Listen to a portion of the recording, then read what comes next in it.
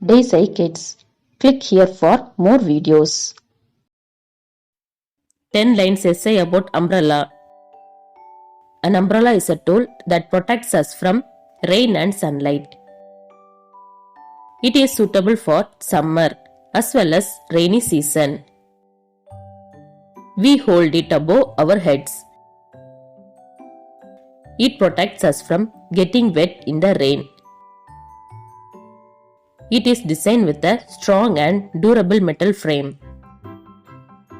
It has higher stability and provides protection in high winds.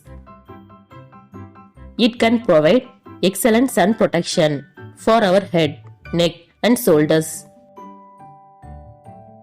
It has various sizes and colors available in stores.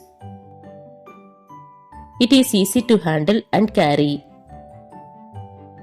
It is lightweight and portable.